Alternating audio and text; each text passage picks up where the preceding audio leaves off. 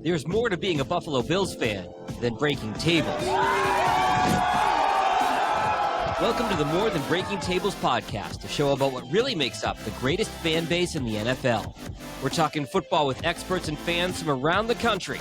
Here's your host and proud member of Bills Mafia, Kobis.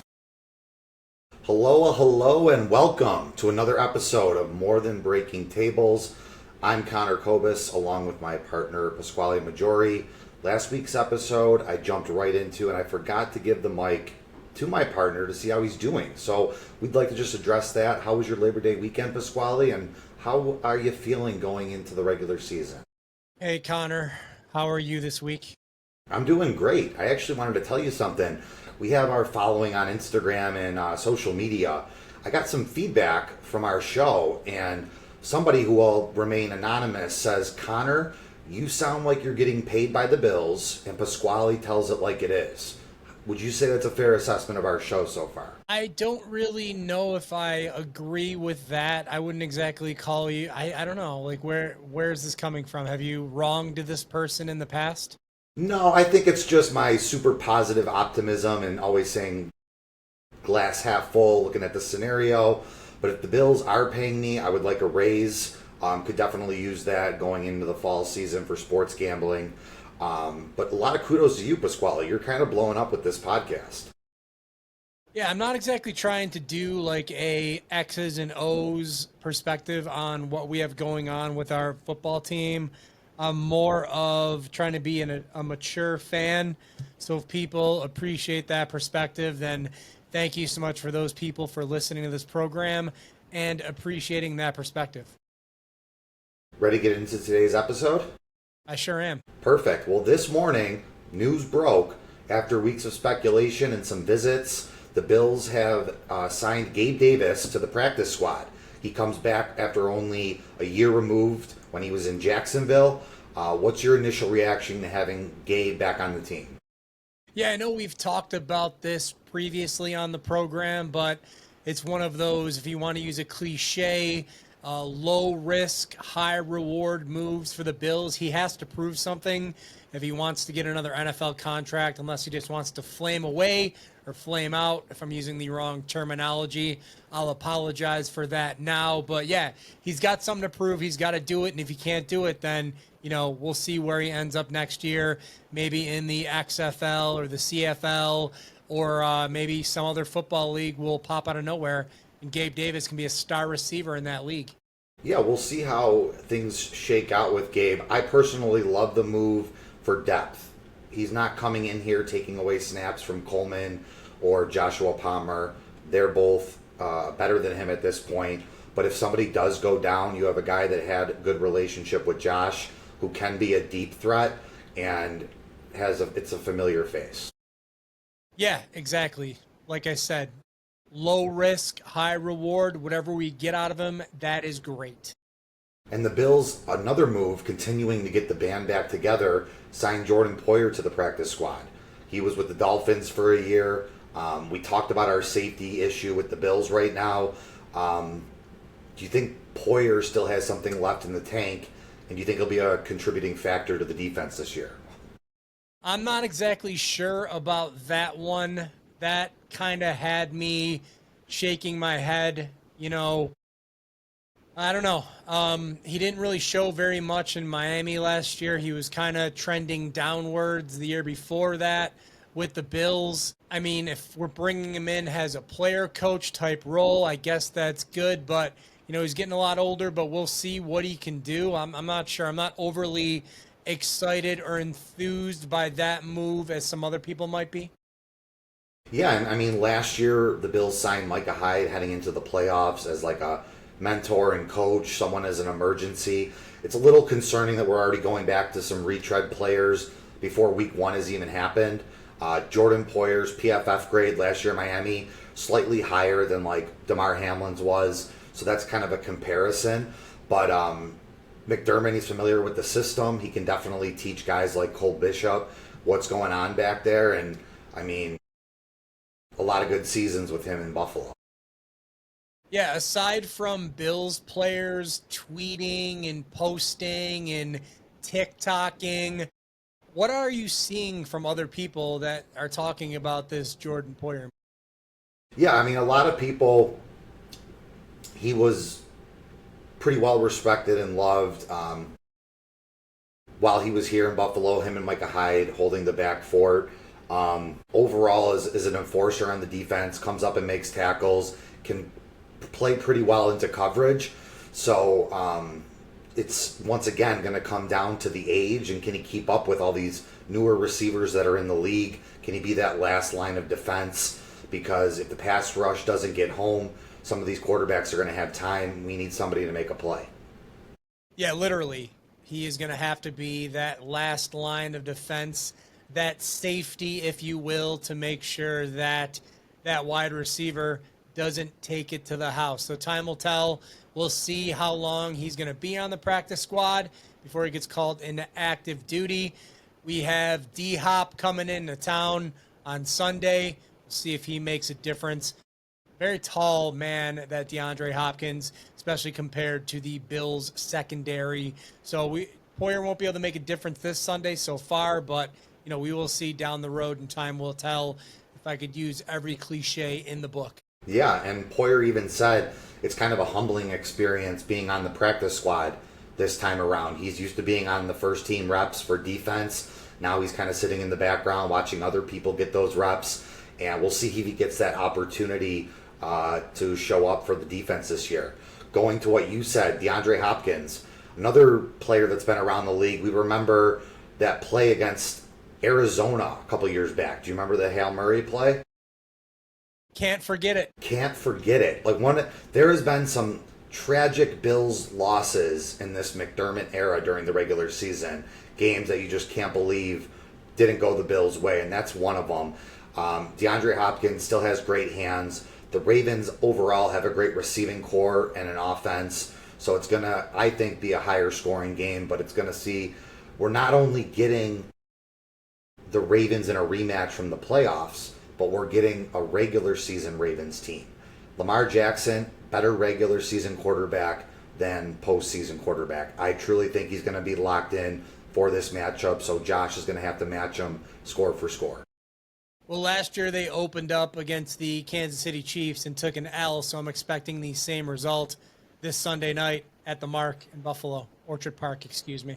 Yeah, and I love that, and that's a little tease into later on in this episode. We're going to predict the schedule, go through it, and see what we think the Bills are going to wind up as they get ready for the last year at Highmark. This Labor Day weekend, got all my fantasy drafts in. It was a success. I had the 4th overall pick in the first round. Took Josh Allen, and it's all about vibes. So, didn't do a ton of research. I want the MVP on my team. And I'm the commissioner of the league, so I got to be a fan of the team that I'm drafting. So you say that you kind of pushed everything in your favor when you say you're the commissioner of the league? Listen, I'm a man of integrity, so no, I do not break any rules, but I'm a Bills homer. So I had Keon Coleman, Bills defense, Ray Davis, and Josh Allen all on my team. I don't buy into all the research that people put in fantasy. I think it's a lot of luck, injuries, and entertainment out of the most part. Yeah, I'm not a big fantasy guy. I think I've mentioned that before. I do play Madden football, and that's as far as my fantasy will go when it comes to football. I also play co-ed touch football. Had some news in my league today. Didn't think we'd be able to field the team, but as this broadcast goes to air, I'm happy to report got ourselves a couple ladies. Now we're able to go forward and play co-ed touch football on Saturday. Yet another level of my fantasy football at age 47. I'd love to see you still keeping the dream alive. And, flashback to a few episodes ago when we were talking about Joe Andreessen and you said Vince Papale. You could be the Vince Papale of co-ed football. That could be you. I've been doing it for a while. I wouldn't exactly go that far with it, but I see where you're going with that. Yeah. What position do you play on the team? Well, you play game on football, so there's really not many positions to be played. You just kind of go out there and hope for the best. Yeah, but are you quarterback, receiver on offense? Who's the quarterback? We're still looking for a quarterback. I have a couple phone calls, faxes, text messages out to a couple people. Need a quarterback to come in and lead us to a victory this first week so we can go on to a successful season. Yeah, and maybe Mitch Trubisky. What do you think? If I can find his number, why not? I've made jokes about other quarterbacks who've been gotten cut coming into playing game on football, and we'll see what happens. You never know. Yeah, definitely.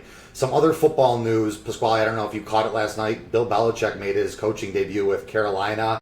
Started out well and turned into a little bit of a shit show. They got blown out. What was your take on Belichick in college? I know he's made the news with his super young girlfriend and making the transition. Were you rooting for him? Were you rooting against him? And what's your overall take from that? Yeah, I'm going to say the same thing about lower level broadcasters, podcasters, bloggers who criticize Tom Brady for his first performance on the microphone on Fox. You know, these people are just waiting for these more successful people to make a mistake. I didn't get to watch the game, but it was on this morning on a replay at the gym, so I checked in on it. Wanted to make sure that that was actually the correct score. Yeah, Billy took it on the chin, but you know what happens? Winners get up, they fight back, and they'll live to coach another week.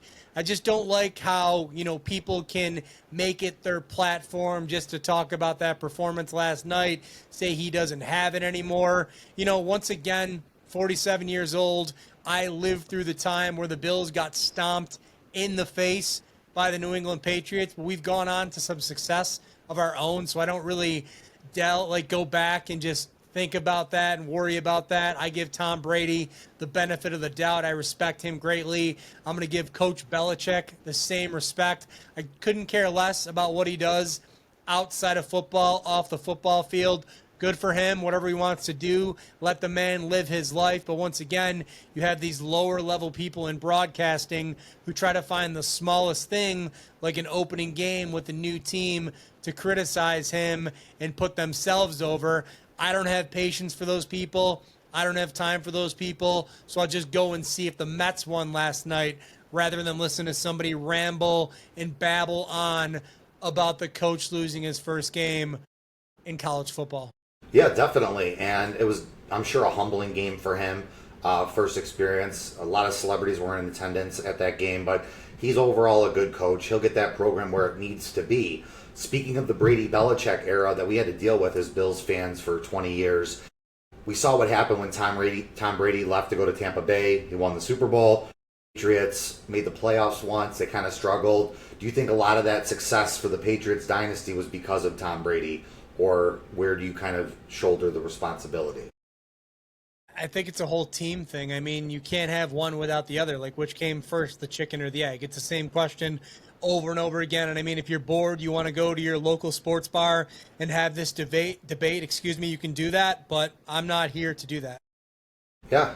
It's talk for another day. We're done with that era of football, and it's all about the Bills this season. So without further ado, I got the schedule pulled up. We're going to go game by game. If we agree, we'll move on to the next. We don't have to take too much time, but I want to get your take on what you think the Bills are going to finish up this year. So we will get this pulled up, and I will start out with the home opener and Ravens Sunday Night Football. What's your win or loss? I'll win. I'm going to take a loss there because it's the regular season revenge game for the Ravens, but I hope I'm proven wrong. So much for being the unofficial spokesperson of the Buffalo Bills organization. Yeah, I know. I'm turning heel on the Bills. At the Jets, week 2. Win. Home against the Dolphins, Thursday Night Football. Win. Blowout win. Home against the Saints. Win. Win. Home against the Patriots. Win. Win. At the Falcons, Monday Night Football. Win. I think that's a win, although I have seen some people online who think that's going to be a loss for the Bills, which is interesting. Who are these people? These are people, Thad Brown, I think. People are giving there's 2 common games. We'll get into it after we make our predictions that people think the Bills are losing to, but we'll see how we shake it out. At the Panthers off the bye. Win. Win. Home against the Chiefs. Win. Win. At the Dolphins. Win. Win. Home against the Bucks. Win. I think that's a loss. That's going to be one we slip up on. I think Tampa Bay's offense got a lot better. We have to lose a game here or there. That's typical Bills fashion. Next week at the Texans. Win. That's a win for sure. Next week at the Steelers. Win. That's a win. Next week, Bengals. Win. Another win. So, have you picked them for a loss so far? I have not. You have not. Are you getting paid by the Bills? I am not. Okay, let's check that bank account. At the Patriots, December 14th. I think that's a loss. At the Browns, the week... Don't. We're going to debate this afterwards. At the Browns, December 21st. Win. I got that as a win. Home against the Eagles, December 28th. Win. Win. And then home against the Jets. Win. Win. Okay, so we just switched roles. Pasquale is now Connor Kobis, and I'm Pasquale Maggiore. You got them going 17-0. If you had to place a wager on the Bills going undefeated, how much money would you throw on it? Because you did not hesitate each game that we went through as being a win. I'm not a gambler, so I can't really come up with an answer to that. I mean, Okay. if I got it for $100, maybe I'll take it to Seneca Niagara, or maybe take it across the pond to Fallsview and put some cash on it. I mean, I'm not really looking to do that. I mean, why does anybody go into a game looking for their team to lose? That's beyond me. Yeah, that's true. I'm just trying to be more seeing how the season's going to break. I think ultimately we need to get the number 1 seed this year. But as the You got home... that person in your kitchen, don't you? That person that said you're like a Bills homer, right? I know. So I think feel- I'm letting that get to me a little bit. I would love to pick 17-0 too. Right.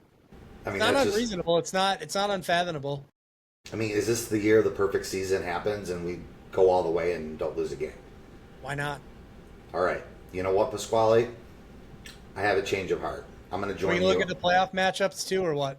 We can predict those as well. We'd have to predict those and how the season shakes out. So I'm gonna switch up my tone. I'm jumping on Pasquale's bandwagon. This is the undefeated year, so we're back. We're all the way back. Let's take a look at it realistically. If we're talking about the divisional round, we're probably going to talk about the Steelers coming in, maybe the Bengals coming in, maybe the... You think the Chiefs are going to fall off this year? Yeah, I think they're a wild card team at best. All right, so maybe the Chiefs squeak out a victory in the wild card round. They come here for the divisional round. Well, no. What? Yeah. Get Yeah. that victory. Yes. I mean, we talk about meeting the Chiefs for what, the 5th, 6th time. Like, it is what it is. You have to go through them to get to where you want to be. And even if they're a wild card team, we know they match up well against us. So McDermott's got to put the skeletons away and beat Andy Reid for the first time in the playoffs. Then we go on to the championship round where we soundly defeat the Denver Broncos. Could be, yeah. Very hot team. Defense is great. Bo Nix, 2nd year. Sean Payton already won a Super Bowl. That would be a good game in the AFC Championship game. And you got to factor other teams like Baltimore will be in the mix somewhere. Maybe we see them. But ultimately, if we get the number 1 seed, we only have to win 2 games to get to the Super Bowl. So we're just worrying about 2 teams. And then we roll into the Super Bowl. 3rd time is the charm against the Dallas Cowboys because Micah Parsons was the problem. Now the Cowboys have that albatross from around their neck gone. Dak Prescott does not have to worry about Micah Parsons going on a podcast and criticizing his play. The Cowboys will rise and possibly go 17-0 as well. And then they lose to the Bills. First time ever, 2 undefeated teams play in the Super Bowl, and the Bills get the big victory. I love the amount of time you put into that. I just think it's never going to happen. Dallas is not going to the Super Bowl this year ever. But I like the analysis on that with Micah leaving. I think you're looking at the Rams, Bucks, or Eagles in the Super Bowl. Preferably, I'd like the Rams. I think that would be the best game, and ratings would be through the roof. You don't think that 8-part series that just took place on Netflix is going to propel the Cowboys with goodwill and grace into the Super Bowl once again? No, I don't. No? I think they're in for a rude awakening against the Eagles this Thursday to kick off the NFL season. And we just know Dallas has been trashed for the last 20 years in the playoffs. No matter who's at quarterback, they haven't gotten it done when they need to. I don't think they make the playoffs this year. Yeah, I'm really not a big fan of their coaching decision that they made with the Schottenheimer kid. No, thank you. Yeah, I think that is a step back from Mike McCarthy. Their defense is going to be giving up a lot of points. So, yeah, that's a no-go on the Cowboys. Correct, yes. If you say so. Hard Knocks, another episode. We have the final one that's on tonight. I did catch some of last week's episode. Little bit of spoiler because you know players who get cut and how things materialize when they're featuring guys like KJ Hamler and some special teams guys. The one thing I thought was really cool, and it's going to kind of propel us into the last segment that we're talking about, is just the technology and how they were able to break down Josh Allen's throwing motion with the 10 or 11 cameras around him and just analyzing everything, stuff that wasn't available 20, 30 years ago.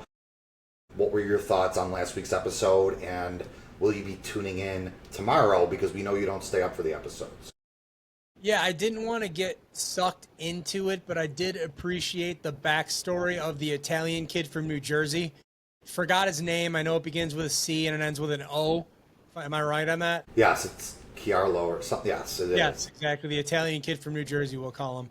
I appreciated that. Like I said, I don't get sucked into those stories, but I really appreciated what he brought to the table on the program last week. They showed some really impressive game highlights too, and that really had me into that episode. But yeah, like you said, the whole throwing by the quarterbacks being analyzed, really interesting stuff, and just goes to show where sports science has really come along.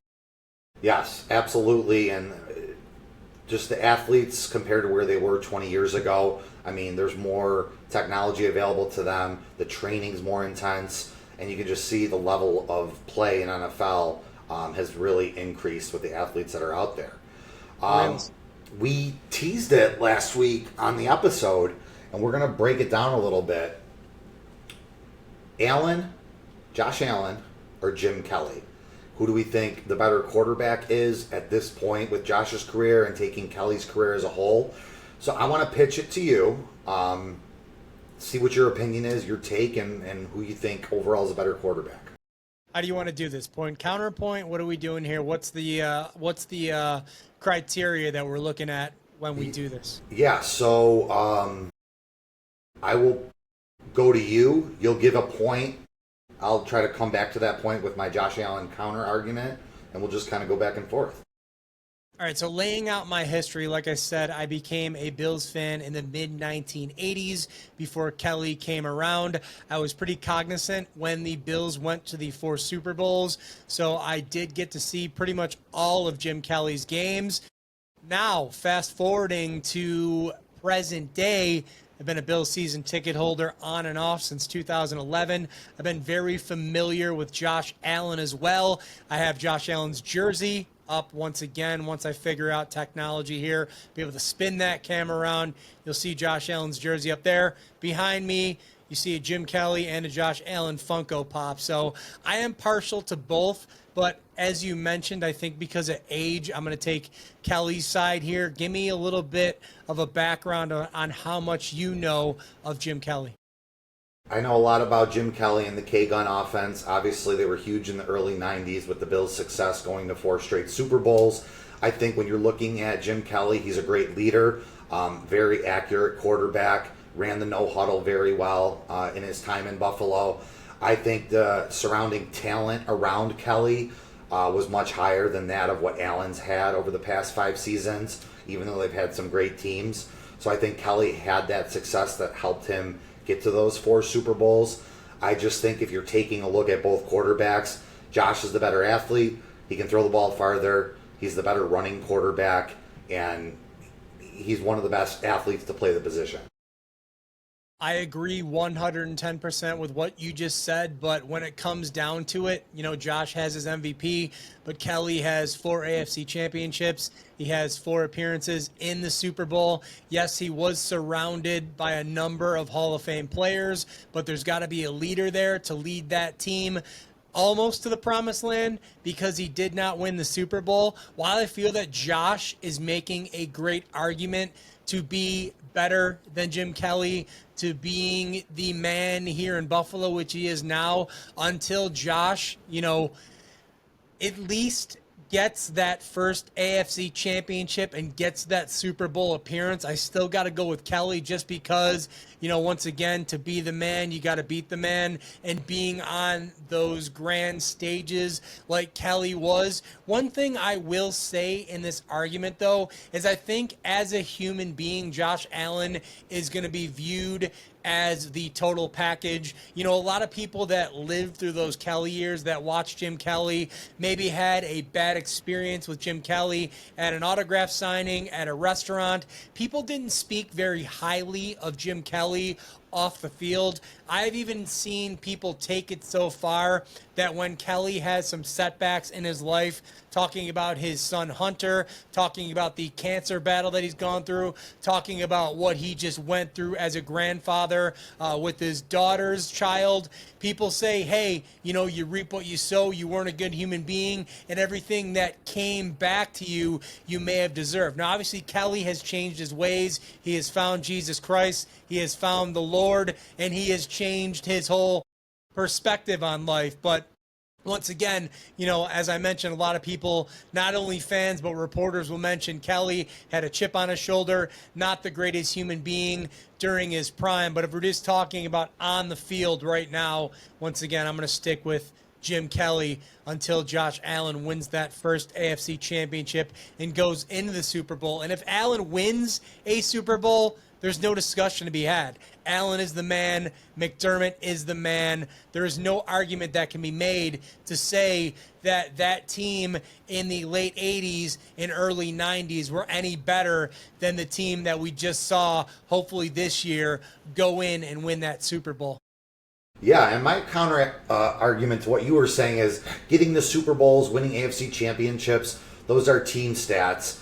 I think we can agree with how well Josh Allen's played in the playoffs the past 5 seasons. He's not the reason we're not in the Super Bowl.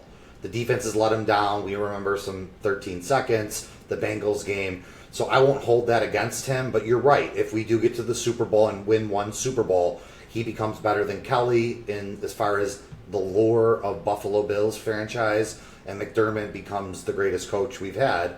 A guy that people want to run out of town could quickly become statue ability. So who knows? Correct. Yes, we can put him right outside the new Highmark Stadium with all those bisons or buffaloes, whatever you want to call them. Absolutely. Well, I'm very excited about week 1 kicking off this week. We got the Ravens, Sunday Night Football. I'll be in section 241. Are you going to be going? Where are you sitting? Yeah, I'll be in my section, my new section, I should say, for this last season, section 132. Have some aisle seats. I'm very excited about that. Looking forward to that game, but I'm really looking forward to the Sunday afternoon game between the Jets and the Steelers. I'm going to relax and watch that before I get the food and the drinks ready and get ready to head down to Orchard Park. Yeah, I think I'm going to probably kick off NFL Red Zone on my Sunday for about an hour or two. Once the 1 o'clock games get to halftime, head down to the tailgate. The tailgate I'm going to be going to is an in-ground swimming pool, so maybe I'll go for a swim. Music will be great, getting ready to go, and we have that home field advantage that separates us from the rest of the teams in the NFL. For sure. It's going to be an exciting one, and we will be back here next week to talk all about it. Definitely. Well, thank you, everybody, for tuning in. It's been a pleasure having you on this week's episode. You can follow me at Connor Kobis on X, as well as at Connor Kobis17 on Instagram. Pasquale, you want to tag yourself? Yeah, get me at WNY Pasquale on Instagram. That's the big one. And then don't forget Buffalo Championship Wrestling presents the Big Fall Bash, Saturday, September 27th, 6:30 p.m. bell time. It takes place at the Renaissance Club of North Tonawanda, located at 252 Vanderbilt Street, right by the North Tonawanda Police Station and the Herschel Carousel Museum. For more information on that, go to bcwwny.com or look us up on social media at BCWWNY, Facebook, Instagram, Threads, X, all that fun stuff. Thank you once again for tuning in to More Than Breaking Tables. We'll see you next Tuesday, and as always, Go Bills. Thank you, Connor. Go Bills.